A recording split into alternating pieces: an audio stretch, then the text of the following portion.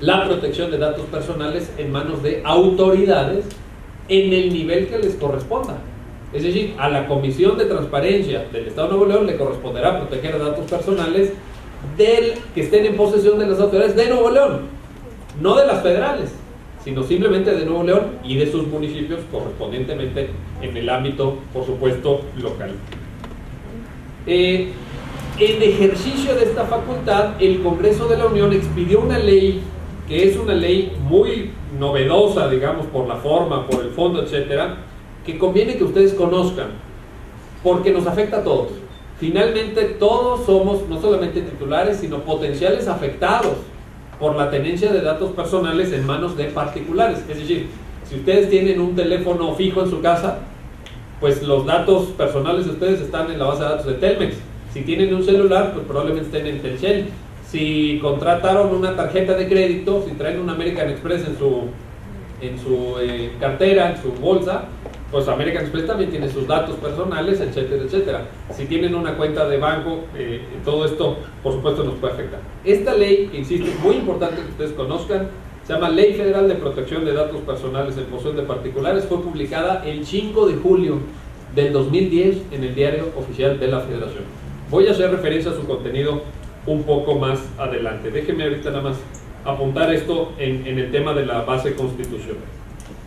En segundo lugar, quisiera hablarles del concepto de los datos personales. ¿Qué se entiende por datos personales? Y si ustedes revisan la historia teórica, digamos, la historia normativa y doctrinal de esta temática, van a ver que en realidad hablamos de cosas muy distintas según el país. Por ejemplo, en Estados Unidos hay una gran literatura sobre el derecho a la privacidad, el derecho a ser dejados solos. Decía un artículo famoso, el primer artículo que trata este tema, que se publicó en la revista de Derecho de Harvard de 1890, dice: el derecho a la privacidad es el derecho a que nos dejen solos, a que nos dejen tranquilos, a que no se metan con nosotros. En Europa se habla, por el contrario, de vida privada o de intimidad. No es el derecho a la privacidad, sino el derecho a la intimidad. Y en México, pues hablamos de vida privada y de datos personales, pero bien a bien ni sabemos de qué se trata. La verdad que es bastante confuso. ¿Qué dice la ley? Aquí viene lo interesante. Fíjense, y ahí viene la dificultad en parte de construir este concepto. Déjenme hacer referencia a la ley federal para no, digamos, discernir entre entidades federativas. La Ley Federal de Transparencia y Acceso a la Información Pública define a los datos personales en su artículo 3º, fracción 2, como lo que sigue. Déjenme citarlo literal, porque aquí sí no me quiero equivocar. Los datos personales son la información concerniente a una persona física, identificada o identificable, entre otras, la relativa a su origen étnico o racial, o que esté referida a las características físicas, morales o emocionales, a su vida afectiva y familiar, domicilio, número telefónico, patrimonio, ideología y opiniones políticas, creencias o convicciones religiosas o filosóficas, los estados de salud físicos o mentales, las preferencias sexuales u otras análogas que afecten a su intimidad. ¿Ya entendieron? No, ¿verdad? Yo tampoco. ¿Por qué? Número telefónico, muy bien. ¿Y el email? Porque ahora yo no sé si ustedes saben, pero ahora me lo dijeron mis alumnos que tienen 20 años, uno ya no se entera de eso por la edad, ¿verdad? Pero mis alumnos de la Facultad de Derecho que tienen 20 años me dijeron que ahora cuando uno va a una discoteca y conoce a alguien que le gusta, ya no, antes pedíamos el teléfono, ¿no es cierto? Oye, ¿me das tu teléfono? Ahora ya no se piden el teléfono, ahora ya se piden el email. El email, ya. ¿El email tendría que ser un dato personal o no? No está señalado aquí. Claro, a menos que usemos un par de palabras que vienen en esta definición que dice entre otras. O sea, está ejemplificando, pero no está limitando. Entre otras. ¿El email debería ser dato personal o no? Por ejemplo, yo estoy seguro que los comisionados de aquí tienen un email de la comisión, ¿no es cierto? Y si les pido su particular, ¿me lo van a dar o no? Yo meto una solicitud de información, les pido, denme su correo de Yahoo o su correo de Hotmail. ¿Me lo tienen que dar o no me lo tienen que dar? Es dato personal, ¿no es cierto? Y no está mencionado aquí. ¿El email es importante para nosotros o no? Al grado que para muchos de nosotros el email es lo más permanente que tenemos. Nos cambiamos de casa, nos cambiamos de teléfono, nos cambiamos de trabajo. ¿Qué es lo que más permanece? Nuestro email. Yo tengo el mismo email en los últimos 15 años. Me he cambiado de casa 5 veces. ¿Sí me explico? Si alguien me buscara en una anterior dirección, no me encontraría. En un anterior teléfono, tampoco. He perdido el celular 4 veces. o he tenido que cambiar de línea, o he cambiado de compañía telefónica. ¿Qué es lo que permanece el email? ¿Debería ser dato personal? Sí, ahí está. Para que vean la dificultad. No solo eso, déjenme agregar otra ruedita a esto. La ley a la que hice referencia de protección de datos personales en manos de particulares no define qué son datos personales. Por eso le cité a la ley de transparencia, porque esta nueva ley del 2010 no define qué son datos personales, pero sí aporta una definición que viene a complicar lo que estoy diciendo. Se refiere la ley a datos personales sensibles. Es decir, hay datos personales en general, ya leí el concepto, y hay datos personales sensibles. ¿Cuáles son estos datos personales sensibles? Fíjense, voy a leerles el artículo 3º, fracción 6ª, de la ley a la que hice referencia de 5 de julio de 2010. Dice, son datos personales sensibles. Ojo, aquellos datos personales que afectan a la esfera más íntima de su titular, a la esfera más íntima de su titular, o cuya utilización indebida pueda dar origen a discriminación, o conlleve un riesgo grave para para el titular. En particular se consideran sensibles aquellos que puedan revelar aspectos como origen racial o étnico, estado de salud presente y futuro, información genética, creencias religiosas, filosóficas o morales, afiliación sindical, opiniones políticas, preferencias sexuales. Ya está. ¿Ya entendieron? Es decir, hay cosas curiosas, porque, por ejemplo, además de la digamos, indefinición, bueno, ni modo, una ley no es un diccionario, no nos tiene por qué definir todo, pero aquí hay un alcance amplísimo de esto, como ustedes pueden ver. Y hay cosas llamativas, por ejemplo, esto de la afiliación sindical. Es tan importante la afiliación sindical para el legislador como las preferencias sexuales. O sea, como que uno dice, bueno, y no está tan claro. La afiliación sindical debería de ser, la afiliación sindical debería de ser pública o no. Si alguien pertenece a un sindicato, ¿deberíamos de saberlo o no? ¿No? ¿La afiliación sindical debería ser secreta? Porque ustedes han leído, yo he leído, muchas personas piensan, por ejemplo, que la señora Elbester Gordillo debería rendir cuentas del dinero que recibe como líder del sindicato de trabajadores de la educación. Pero ¿cómo va a rendir cuentas si no sabemos quiénes pertenecen a ese sindicato? Por ejemplo, ustedes saben que la SEP, esto es información pública, no estoy cometiendo ninguna infidencia, la SEP le retiene parte del salario a los maestros, la SEP, y se lo entrega al sindicato. Las cuotas sindicales las retiene la SEP, se lo entrega al sindicato. ¿Cómo vamos a saber si retiene bien o mal si no sabemos quiénes forman parte del sindicato? Vuelvo a preguntar, ¿la afiliación sindical debería ser pública o no? Ahí está. Unos van a decir que sí, otros van a decir que no, vamos a tener opiniones. ¿Qué dice la ley? Dice, en tanto que se trate de particulares, no debe de ser pública. Es un dato no solamente personal, sino personal sensible.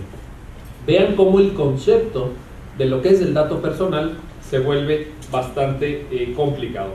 Y por supuesto, cuando hablamos de datos personales sensibles, menos sensibles, etcétera, pues yo creo que lo que tenemos que hacer es ponernos a imaginar que no se trata solamente de una cosa como oscura, de dónde están las bases de datos, cuáles serán los datos que tenga gobernación de nosotros, no. Se trata de casos muy prácticos que tenemos que aprender a resolver. Les quiero poner 3 ejemplos, a ver cómo, digamos, para generar algún tipo de preocupación en ustedes. Por ejemplo, ¿debería de considerarse como dato personal las fotos e imágenes de las personas que detiene la policía? Fíjense bien, las fotos e imágenes, filmaciones, etcétera, de las personas que detiene la policía. Porque todos hemos visto en los noticieros, hoy en la noche una parte de los noticieros, mañana el periódico van a sacar, la policía detuvo a un presunto, ¿no? Por eso los periodistas se salvan. Presunto secuestrador, presunto sicario, presunto no sé qué, aquí en Nuevo León, en el pueblo no sé qué, aquí en el municipio fulano. ¿Eso debería estar protegida esa imagen o no? ¿O podemos publicar porque detuvieron a fulano, ya lo sacamos en el periódico? Porque se han equivocado, ¿no es cierto? La policía se ha equivocado. ¿Se acuerdan de la famosa reina de belleza? ¿Cómo se llamaba esta? Reina de Sinaloa. Era una Miss, ganó un concurso de belleza, muy guapa la chica, guapísima, ganó un concurso de belleza y todo, la sacaron, la arraigaron, la detuvieron, la arraigaron, la sacaron en la tele, todos los noticieros, pasaron el plazo del arraigo, 40, 60 días, no sé cuánto, y le dijeron, no, usted disculpe, no era, nos equivocamos. Pero la cara de esa señorita, la imagen salió en todos los medios. ¿Debería de proteger la ley esa identidad de los detenidos, sí o no? Ahí viene un tema, creo yo, que se los dejo para que lo piensen nada más, porque cuando uno habla de datos personales, de repente se imaginan las bases de datos que están allá en el Chichen. No. Proteger datos personales significa proteger esto, tan concreto como esto. 2, es un tema que hemos discutido mucho. Las declaraciones patrimoniales de los funcionarios ¿deberían ser dato personal o no? Si ustedes pusieron atención hace un rato cuando leí la Ley Federal de Transparencia, habrán reparado en el hecho de que la ley define como dato personal, cito literal, el patrimonio. Así dice la ley y el fundamento jurídico. El patrimonio. Vuelvo a preguntar, ¿las declaraciones patrimoniales de funcionarios deberían ser públicas o no? ¿Deberían ser dato personal? Porque una parte ya es pública, ¿no es cierto? Por ejemplo, un funcionario público que sea titular de un bien inmueble, pues esa parte es pública. ¿Por qué? Porque yo puedo ir al registro público de la propiedad y preguntar. La casa fulana, mengana, todo, cualquier abogado lo sabe. Eso es público. ¿Debería ser público su cuenta de banco también? ¿Debería ser pública su declaración de impuesto a la renta que acabamos de presentar muchos de nosotros? ¿Sí o no? Ahí viene un tema también interesante. ¿Es dato personal? ¿No es dato personal? ¿Cómo los datos personales se conjugan, se ponderan frente a la rendición de cuentas? En otros países son públicas. El presidente Obama, ustedes lo vieron, la semana antepasada, dio a conocer su declaración fiscal del año pasado. ¿Cuánto ganó Obama el año pasado? $1.600.000. Oye, ¿cómo? Bueno, pues porque vendió muchos libros. Ahí está. En Estados Unidos no hay tanta piratería como aquí. La gente gana muy buen dinero vendiendo libros. ¿Qué 3. ¿Ustedes vieron la película Presunto Culpable? ¿Sí la vieron o no? Más o menos. A ver, ¿quién la vio? Los que están despiertos. A ver, de los que están despiertos, ¿quién la vio? ¿Tan poquito?